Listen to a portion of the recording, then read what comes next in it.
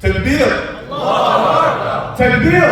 Allahu Akbar! Takbir! Allahu Akbar! MashaAllah, everyone's definitely wide awake. Allahu Akbar.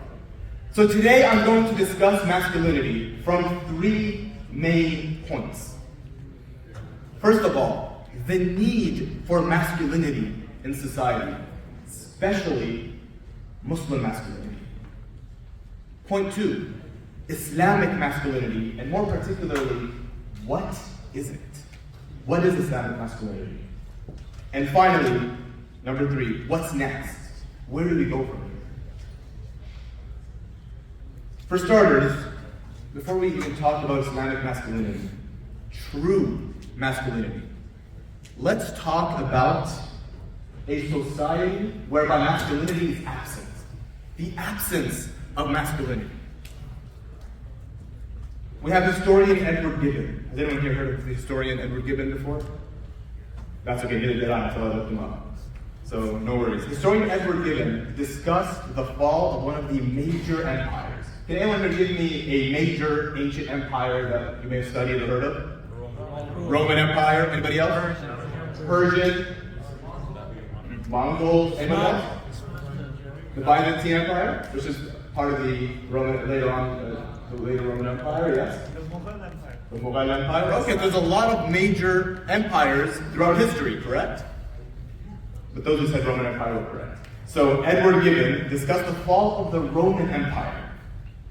And he attributed the downfall to 5 main factors.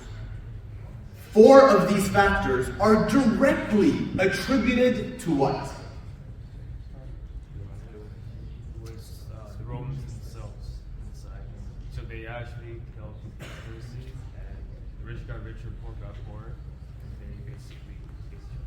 Okay, were you reading my notes or? Oh no. MashaAllah, MashaAllah. Yes, that's one of the factors, but 4 of these 5 factors are related directly to masculinity, or the lack of masculinity.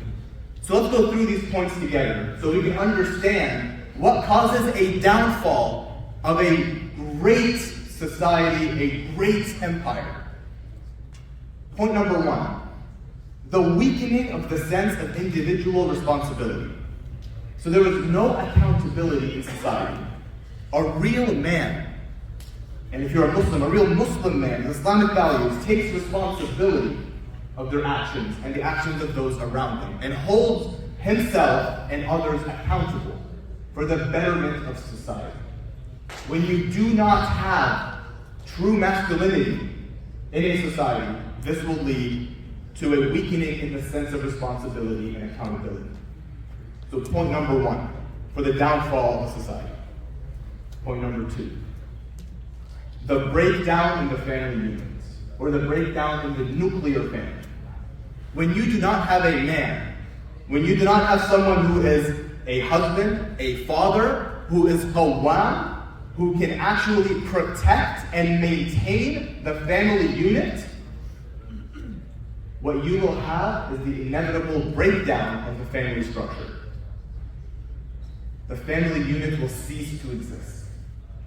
That's the second thing that happened to the Roman Empire. The third thing, which was mentioned today already, excess promiscuity and immorality. Can we all agree we live in a time of excessive promiscuity and immorality? Or is it just me?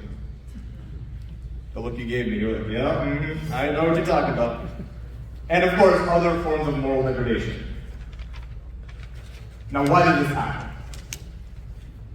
Again, when you do not have a man in the family who is a qawwam, you do not have someone who has ghira, jealousy, over his wife, over his sister, over his daughter, who is not upright, who is not protective, then degeneracy is inevitable. How many people have heard the saying, how many people here speak Arabic? Okay, so if I say it wrong, people will correct me. Bismillah. How many people here have heard of this saying? إذا صلحت المرأة صلح المجتمع وإذا فسدت فسد المجتمع كله.